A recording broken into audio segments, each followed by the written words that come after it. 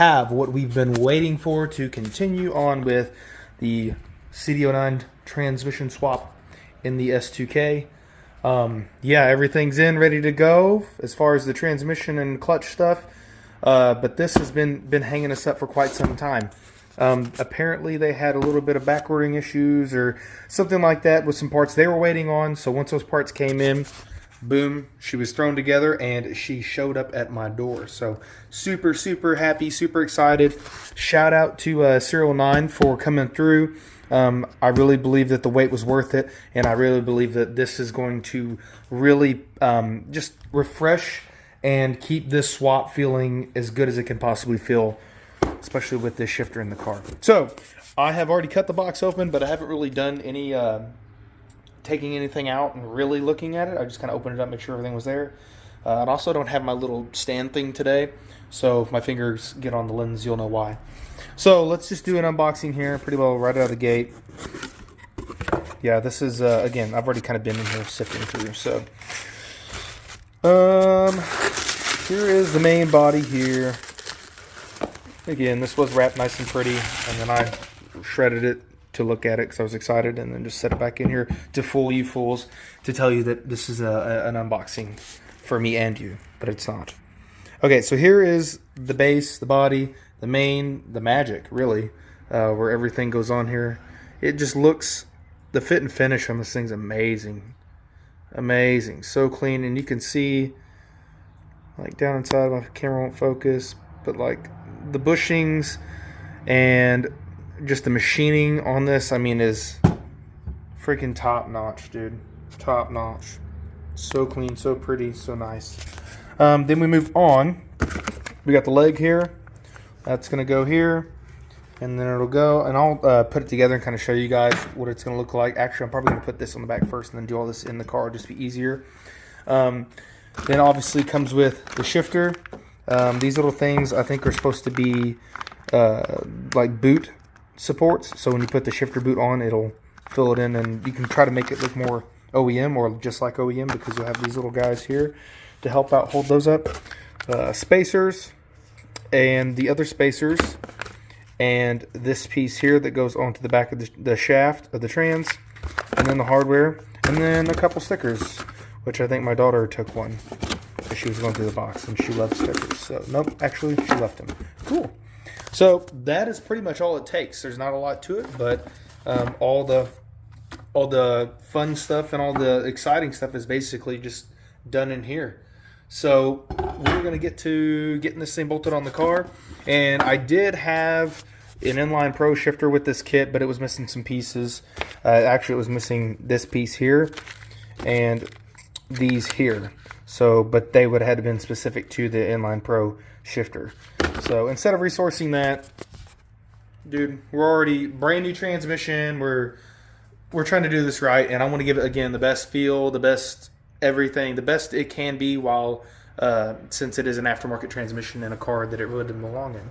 Okay, so let's try to get the back piece here mounted up to the trans and see what it do. All right, guys, I am back. It's actually been a couple weeks, something like that, and I just kind of like did it and then quit and forgot to record the rest. So since I've been motivated by Michael, hit me up a few times, wants me to finish making this video, quit being lazy. It's for you, Mike. It's for you. And I hope you don't like not being, or I hope you don't like being called Mike. It's kind of like your name, Michael. Okay, Michael, this is for you, buddy. All right, I'm gonna finish explaining what I did here. I guess in the previous section, I will show, I'll post up that first section of video that had me opening up that CD009 box and all that. Honestly, it's probably been like 2.5 weeks, 3 weeks, 2 weeks since I did that, so I don't really remember. So now that it's in the car, let's get back to the specifics, which would be S2000 specifics. Spoiler, I have drove this thing, and I'm going to do a video on all that, and the size, and because it's bad or anything, I'm tired. That's why I've been screwing off and not doing this. So this is what it looks like in the car. I'm about to teach you guys some stuff. This video is probably going to be boring because it's going to be a lot of talking, but it's good information that you wouldn't know unless you were doing this. firsthand or having me tell you. So I'm honestly just doing these videos to help out whoever might want to do this, just to give you a heads up on what you're going to run into. So we have a 370Z transmission here with the Inline Pro single disc clutch kit. This is the brand new CD009 shifter, and this is where it sits in the car. So this is with the stock arm, like this piece here, this little arm, this black arm that goes through here. This is the stock arm that comes with, I call it stock, this is the arm that comes with the CD009 shifter when you order it. Let me thread on this, make it a little easier to move here. And they do offer an extended arm, which I also ordered, but it is back ordered as well. So I'm still waiting on that. So as you see, I have test drove the car as is with this giant hole, open hole, and I will explain that in a minute. But let me spin this dude down on there. I don't have to go too crazy, I guess.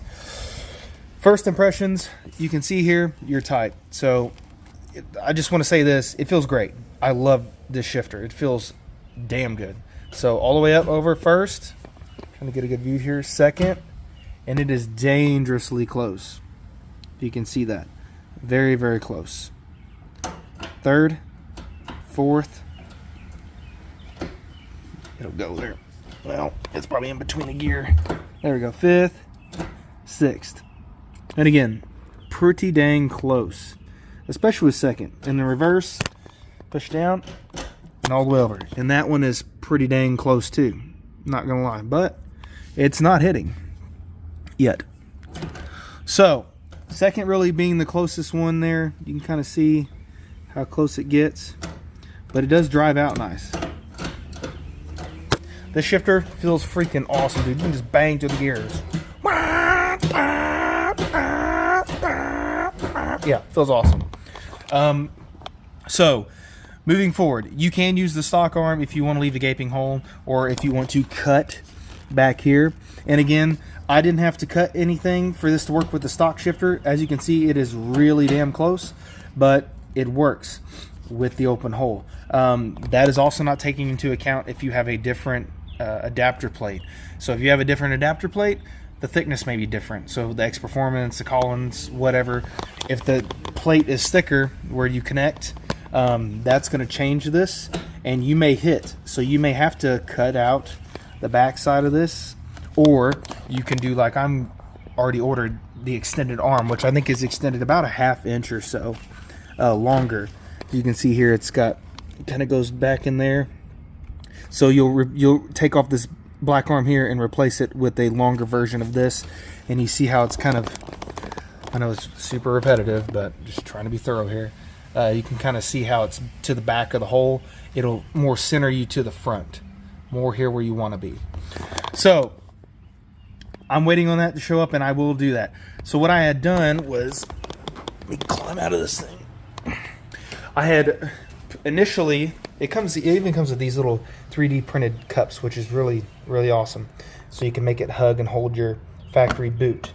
So just to explain, I had stuck the factory boot on, put it down, put the shift knob on. I might as well just show you. What's the point of making a video? This video is going to be boring as hell anyway, but you got to know, right? This is informative. Let me take this off. I don't know why I felt the need to thread it all the way down. Just trying to show off. Oh my gosh, hurry up. Okay, so what I had done was put this on. You can see how nicely this fits. It's awesome. I'm not going to snap it down because I don't feel like screwing with all that.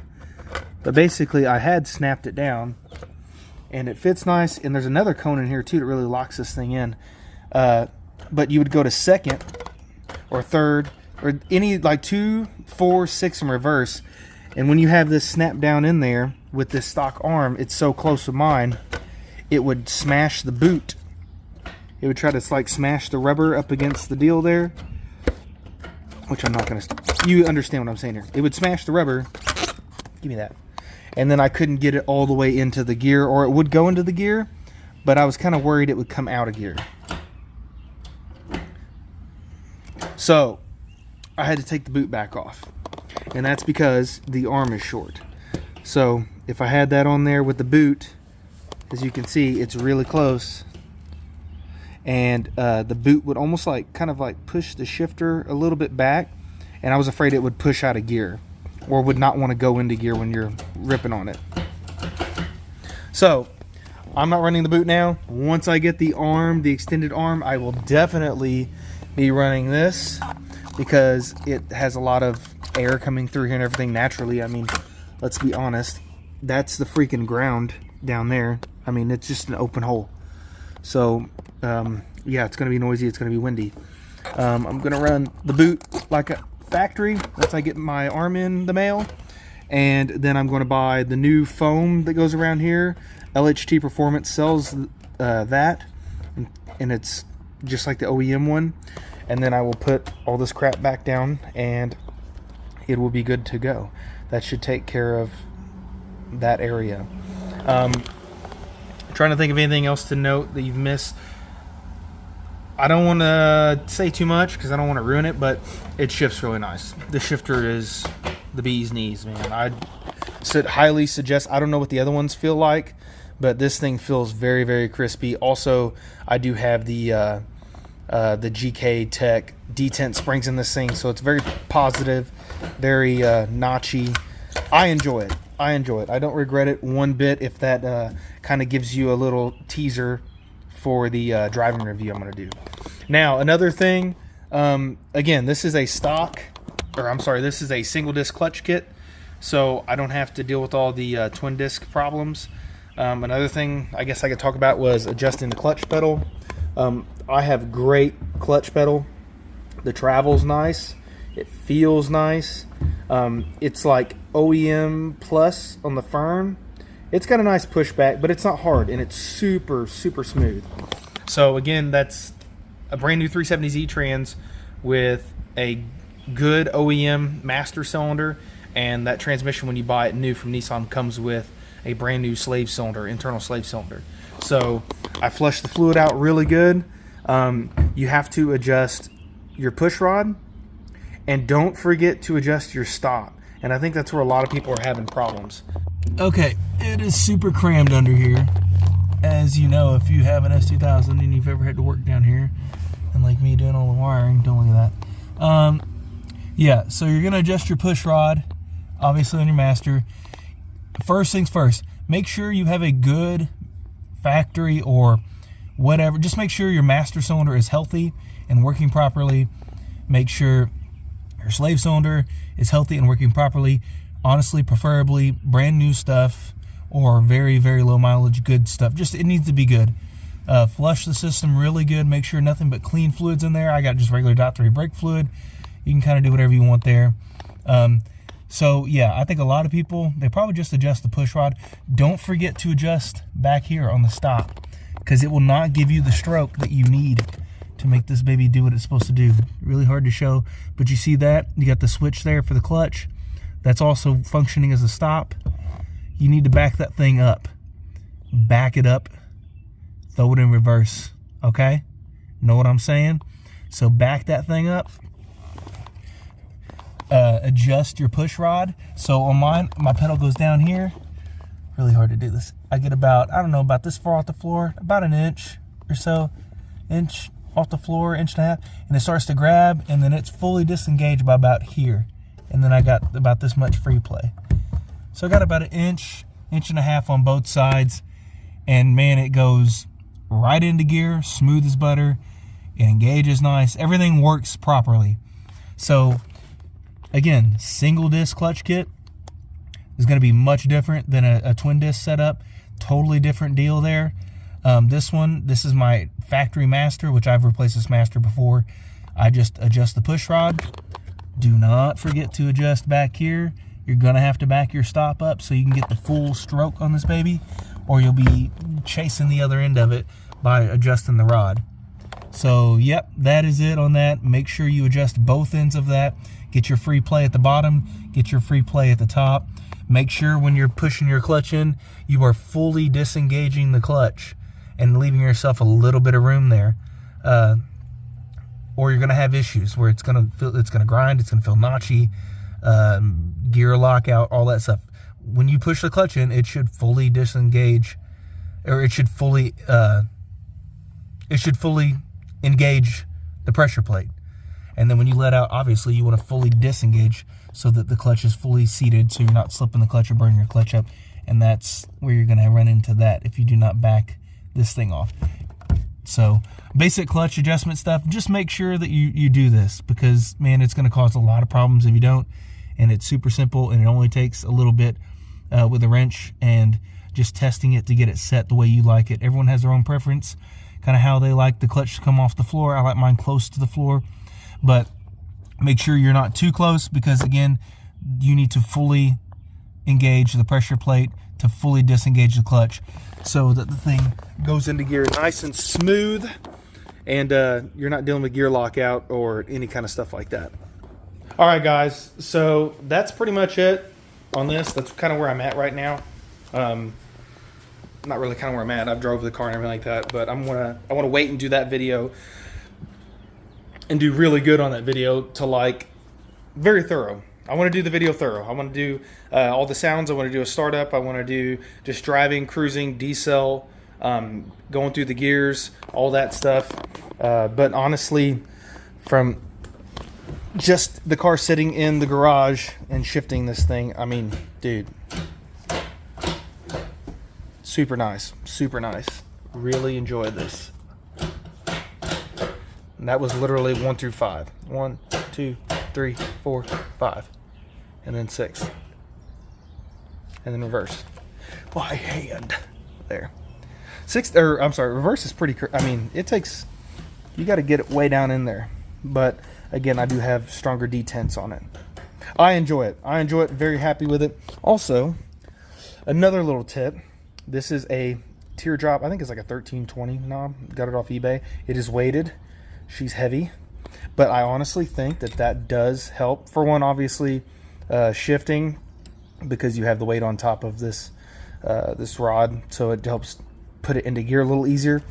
But I also think having a weighted shift knob helps, because with the shifter and just all that, some guys complain about the shifter and stuff buzzing a little bit. This one doesn't seem to do that. I know, like the Inline Pros, I'm sorry, the Inline Pro, or what is it, X Performance style ones, I guess the bushings are hard plastic, so it can like buzz idle a little bit, and you can see it has a little play, but it's not bad. Anything worse than stock. To me, it's good. It's great. I'm not saying anything negative, but having the weighted knob does kind of like preload all the bushings and stuff, so it keeps it quiet, if that makes any sense. It's almost like resting your hand on it. So if you did have a shifter that would kind of zzz at certain RPMs, having a weighted knob on this thing is almost like having your hand kind of resting on it to load everything up and kind of keep tension on everything. So, dude, I mean, it's race car.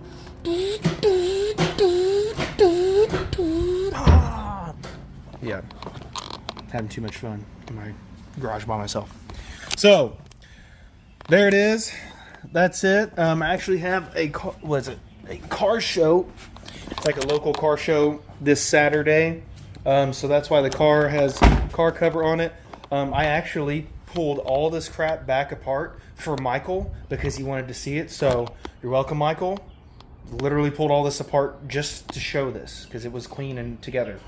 I even took my steering wheel off just for you. So, yeah, she's cleaned up.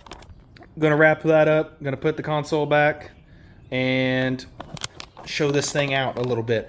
I did pump gas revisions. Freaking turbo manifold cracked. I had to get that fixed. I had a friend do a crack repair on it. Might as well show you that. Oh, you can see there, ta-da, crack repair. So she's happy again for now. Also, I have something else that I'm working in the works. Also, another thing I forgot to mention. If you go back and look when I wired up the Dakota, wherever it is in there, the Dakota Digital, I shoved it way back in here. I tapped into my left rear wheel speed sensor. My speedometer does work. It's on the money, like maybe a half a mile an hour off. So that works great. However, after I drive it about 12, 15 miles, an ABS light kicks on. And when that kicks on, ABS does not work. Ask me how I know. I tried. I slammed on the brakes when I set the light on just to see if it made a difference with the light being on. And yes, it does not have ABS when that light comes on. However, every time you restart the car, it does reset the light and you get about 10, 15 miles and then it pops back again. So I will probably end up doing a video on setting up the wheel speed sensor. I'm sorry, the transmission sensor. So I got this out of a spare transmission I have. I'll make a little bracket, put it on the back wheel because I want ABS. If you have a freaking turbo S2000 making any kind of decent power, this thing won't stay. You know, ripping on drag radials, you're having a good time, you want ABS because, man, when these things lock up, they do not stop near as fast as they do with ABS. So I will end up taking that wire off there, repairing that, and I'm just going to run the speed sensor to the back wheel. So that'll probably be the next video I do. And then after all that's dialed in, and I got my E85 tables done, we're going to do a full-blown driving review video showing the noise, showing how it feels, all that stuff, hoping that it helps everyone out and making a decision if this is something they want to do or just for just to watch. All right, guys, that's going to wrap up today's video. You already know what it is. Hit the like button, subscribe, all that junk, and I will be back soon with the next video. Peace.